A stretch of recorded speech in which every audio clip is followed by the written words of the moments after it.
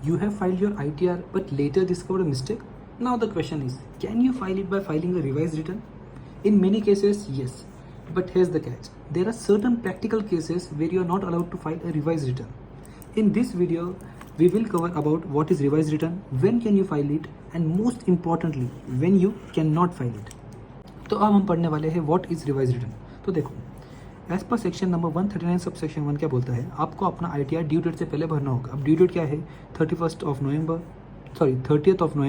31st अक्टूबर और 31st जुलाई, ये आपकी ड्यू डेट है। फॉर फाइनेंशियल ईयर 24-25 ये ड्यू डेट को एक्सटेंड करके उसे 15 सितंबर किया था। सेक्शन 139 सब सेक्शन 1 क्या बोलता है कि आपको इसके पहले अपना ITR भरना पड़ेगा, लेकिन अगर आप भूल जाते हो तो आप सेक्शन नंबर 139 सब सेक्शन 4 के तहत बी रिलेटेड रिटर्न भर सकते हो, लेकिन इसमें आपको 234F की फीस भरनी पड़ेगी क्योंकि आपने अपना रिटर्न लेट फाइल किया है। इसके अलावा जब आप अपना रिटर्न नहीं करते हो तो आपको इनकम टैक्स के पास से नोटिस भी आ सकता है under section number 142 sub section 1। आपको इसके रिस्पॉन्स में अगर आप चाहो तो आप अपना नोटिस, इसके रिस्पॉन्स में अगर आप चाहो तो आप अपना ITR भर सकते हो, क्योंकि अगर आप ये नहीं करते हो तो आगे जाके बहुत सारे असेसमेंट हो सकते हैं, best judgement assessment, scrutiny assessment. इसलिए अगर आपको इसका भी नोटिस आता है तो आप इसके रिस्पॉन्स में अपना ITR भरते हो। तो इस तरह आप अपना ITR भरते हो। अब मान लेते हैं जब आपने अपना ITR भरा अंडर सेक्शन 139 सब सेक्शन 4 या 139 सब सेक्शन 4 या सेक्शन 142 सब सेक्शन 1, तो हो सकता है आपके पास से कोई ओमिशन हुआ हो या आपने कोई रॉन्ग स्टेटमेंट उसमें अपलोड कर दिया हो। एग्जांपल, इंटरेस्ट की इनकम थी, आपने वो इंटरेस्ट की इनकम मिस कर दी, उसके अंदर आपने इंटरेस्ट की इनकम अपने बैलेंस शीट या PNL में इसको डिस्क्लोज ही नहीं किया, तो उस केस में आप फाइल कर सकते हो रिवाइज रिटर्न। अब रिवाइज रिटर्न की अगर हम बात करें कब तक फाइल कर सकते हैं, तो इन्होंने बोला है कि 31 दिसंबर ऑफ असेसमेंट ईयर या बिफोर कंप्लीशन ऑफ असेसमेंट, इन दोनों में से जो भी पहले होगा तब तक टाइम है आपके पास रिवाइज रिटर्न फाइल करने का। अगर ये डेट एक बार चली गई तो उसके बाद आप रिवाइज रिटर्न भी फाइल नहीं कर सकते। तो आपको मैं एग्जाम्पल के थ्रू समझाता हूँ। देखो, फाइनेंशियल ईयर 24-25 है, इसका अपन ITR का भरते हैं। ये जो ऊपर की डेट है, जैसे कि मान लेते हैं अपन एक इंडिविजुअल है तो उस केस में आप 31 जुलाई 2025 आप ये टाइम पे इसका ITR भरोगे।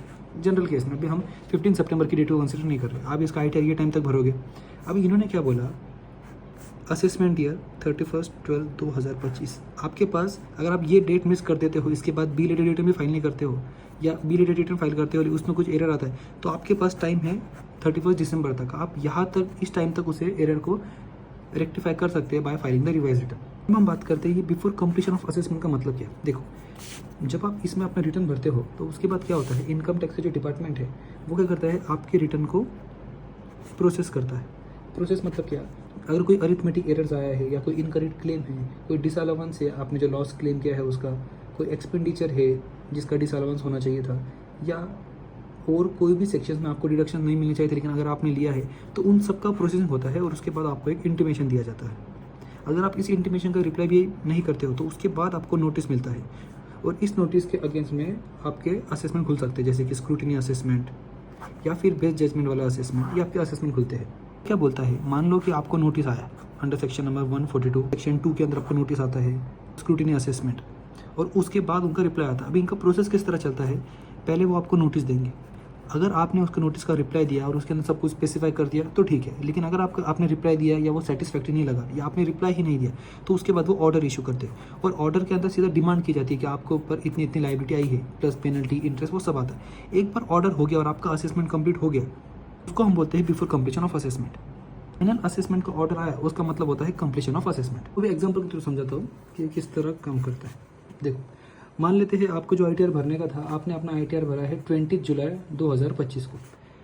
1 अक्टूबर को आपको रियलाइज़ हो गया आपने कुछ गलत किया और आपने कुछ गलती की है अपने ITR में, और आपने 5 अक्टूबर को आपने अपना गलती को रेक्टिफाई किया। कैसे, bye filing the revise return. अभी कुछ असेसमेंट का प्रोसेस, कुछ असेसमेंट हुआ है इस केस में, नहीं, तो क्या ये जो आप रिवाइज रिटर्न फाइल कर सकते हो इस केस में? हाँ। सेकेंड एग्जाम्पल देखो, आपने अपना जो ITR था वो ITR फाइल किया है 30 जुलाई 2025 को।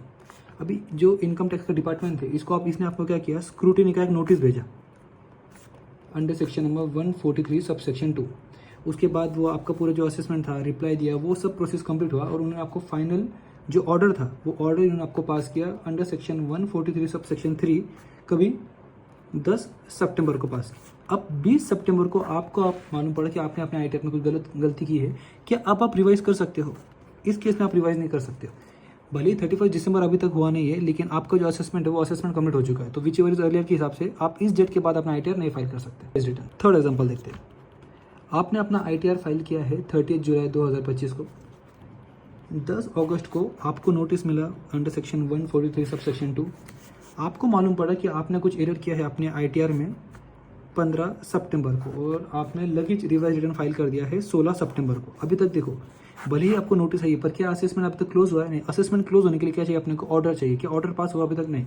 तो इस केस में आपका जो ये 69 को जो आपने रिवाइज रिटर्न फाइल किया, ये कैसा माना जाएगा? वैलिड माना जाएगा। अब देखो, अगर आपको रिवाइज रिटर्न फाइल करना है तो इसके लिए कुछ सेपरेट फीस नहीं है कि अगर आपको कि आप रिवाइज रिटर्न फाइल कर रहे हो। हाँ, सिमिलरली अगर आपने बिलेटेड रिटर्न फाइल किया है तो भी आप अपना रिटर्न को रिवाइज कर सकते हो। अब हम बात करेंगे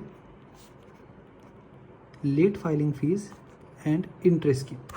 देखो, एक एग्जांपल फिर समझाता हूँ। मान लेते हैं आपने अपना ITR भरा था 25 जुलाई को।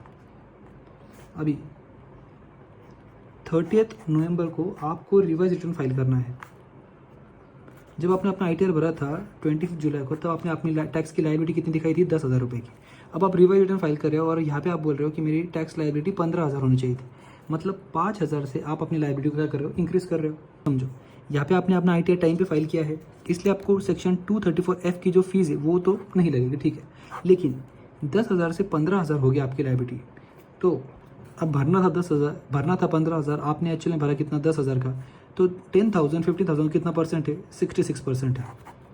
तो मतलब यहाँ पे आपको 234B का और 234C का इंटरेस्ट भी बेयर करना पड़ेगा। आप अपना रिवाइज रिटर्न फाइल करो, देखो कि आपकी टैक्स लायबिलिटी बढ़ती है क्या। अगर बढ़ती है तो देखो कि कितने रेट से बढ़ रही है, कितने अमाउंट से वो इंक्रीज हो रही है। अगर वो 10% से कम में बढ़ रही है तो आपको कोई दिक्कत नहीं है, तो उस केस में 234 का इंटरेस्ट आपको नहीं लगेगा। 234 सिंपली क्या बोलता है? 234B 5,000 रुपये जो आपने एडिशनल टैक्स लायबिलिटी का इंटू 1% पर मंथ। आपने अपना ITR टाइम पे फाइल किया है जुलाई में, तो जुलाई के बाद अगस्त, सितंबर, अक्टूबर और ये नवंबर, तो 4 महीने के लिए आपको इसके अंदर इंटरेस्ट भरना पड़ेगा, जो कि होता है 200 रुपये का। अकॉर्डिंगली आपको अपना एडवांस टैक्स का जो भी कैलकुलेशन था वो फिर से रिकम्प्यूट करना पड़ेगा क्वार्टर वाइज, और देखना पड़ेगा कितना शॉर्टफॉल है, और 234C का इंटरेस्ट भरना पड़ेगा। हम कुछ प्रैक्टिकल केसेस देखते हैं कि क्या होता है। मान लो आपने अपना ITR भरा है 25 जुलाई को, जहाँ पे आपने अपनी टैक्स लायबिलिटी पे की है 10,000 की। अब 2 सितंबर पे आपको इनकम टैक्स की नोटिस आती है under section number 143 sub section 2, और वो आपको बोल रहे हैं कि 5,000 का आपको एडिशनल टैक्स पे करना पड़ेगा क्योंकि आपने अपनी इनकम कम दिखाई है कोई भी रीज़न की वजह से। आप एग्री करते थे कि हाँ भाई मेरे को 5,000 भरना चाहिए था, पर मैंने भरा नहीं, तो आपने क्या किया? चालान के थ्रू 5,000 रुपये पे कर दिया। लेकिन ये जो नोटिस था, ये नोटिस का आपने रिप्लाई इनको कुछ दिया नहीं। अब जो असेसिंग ऑफिसर था आपका, जो इनकम टैक्स का ऑफिसर था, उसको तो मालूम नहीं कि आपने पे किया, क्योंकि आपने कुछ नोटिस में कुछ रिप्लाई किया नहीं है। तो इसने क्या किया? ऑर्डर वगैरह जो रहता है ऑर्डर पास किया, और साथ में आपको पेनल्टी भी इम्पोज की under section number 271 sub section 1 clause B, और इसकी पेनल्टी कितनी आती है? 10,000 पर डिफ़ॉल्ट। तो आप सोच के देखो, आपने तो 5,000 भर दिया, बस आपने इसका जो नोटिस है उसका रिप्लाई किया नहीं है। तो क्या ये जो ऑर्डर जो असेसिंग ऑफिसर ने पास किया वो बराबर है? तो देखो, इसने जो ऑर्डर पास किया है जिसमें आपको पेनल्टी भी इंक्लूड किया है, वो ऑर्डर बराबर है। क्योंकि देखा जाए तो आपने नॉन कंप्लायंस किसका किया है? टैक्स पे किया इसका नहीं, आपने उनकी नोटिस का रिप्लाई किया नहीं, ये आपका नॉन कंप्लायंस है। तो इस केस में वो पेनल्टी इशू कर सकता है। बट प्रैक्टिकल केस में क्या होता है? ये 10,000 का मैंडेटरी नहीं कि आपको देना ही पड़ेगा, ये उसके पास पावर है कि वो पेनल्टी इम्पोज कर सकता है, डिस्क्रिशनरी पावर है। तो इस केस में आप जाओ इनकम टैक्स ऑफिसर के पास, उसको पूरा केस समझो कि आपने किया नहीं है ये, कि आपने सिर्फ नोटिस का रिप्लाई किया नहीं, जबकि ऑलरेडी आपने जो 5,000 रुपये का जो डिमांड आया था वो ऑलरेडी पे कर दिया। तो इस केस में आपकी जो पेनल्टी है वो रिवोक हो जाती है। सेकंड केस देखते हैं। वही आपने अपना ITR फाइल किया है ऑन 25 जुलाई, 10,000 की आपने लायबिलिटी पे की। 2 सितंबर को आपको नोटिस आता है इनकम टैक्स के पास से कि आपके ऊपर और 5,000 की आपकी डिमांड रेज की जा रही है। आपने चलन के थ्रू ये 5,000 रुपये किए क्योंकि आप एग्री करते थे। साथ में आपने जो उनका जो नोटिस था उसको भी, उसके ऊपर भी आपने रिप्लाई दे दिया।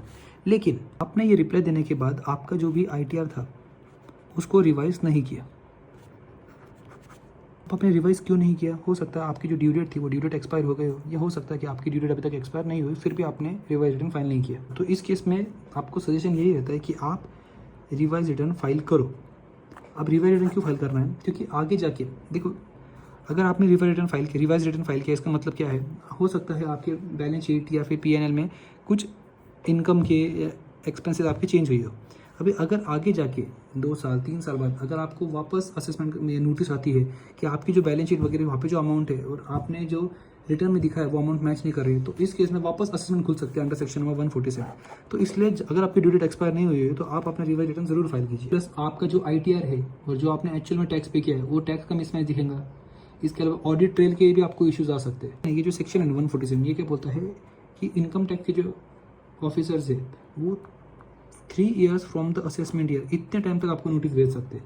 तो इसलिए जनरली आप रिवाइज रिटर्न फाइल करके ही रखिए। मान लेते हैं इस केस में जहाँ आपकी ड्यू डेट एक्सपायर हो गई है, एग्जांपल 25 जुलाई को आपने अपना ITR भरा और 28 दिसंबर को आपको नोटिस आती है फ्रॉम इनकम टैक्स अथॉरिटी। आपने इसका रिप्लाई किया मान लेते हैं 3 जैन को।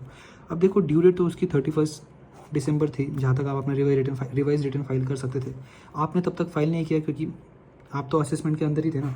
तो इस केस में क्या रहता है, सिंपल देखो, अगर आप एग्री कर जाते हो कि भाई 5,000 रुपये का है तो उस केस में जो इनकम टैक्स का ऑफिसर है वो आपका असेसमेंट क्लोज करता है। इस केस में जैसे कि जो असेसिंग ऑफिसर है वो असेसमेंट ऑर्डर जब पास करेगा तो वो सभी चीज़ों का अकाउंट मिलेगा कि आपने ओरिजिनल ITR कैसे फाइल किया था, उसका रिप्लाई क्या दिया और एडिशनल टैक्स कैसे पे किया। तो उस केस में ठीक है, आपकी जो भी करेक्ट इनकम है वही असेस होगी और वो रिकॉर्ड हो जाएंगे थ्रू असेसमेंट ऑर्डर। तो इस केस में आपने रिवाइज रिटर्न फाइल नहीं किया तो भी एक आधी बार चल सकता है। लेकिन आपके पास फिर भी ऑप्शन था कि आप सेक्शन नंबर 139 सब सेक्शन 8 है जिसको हम बोलते हैं अपडेटेड रिटर्न की आप फाइल करो।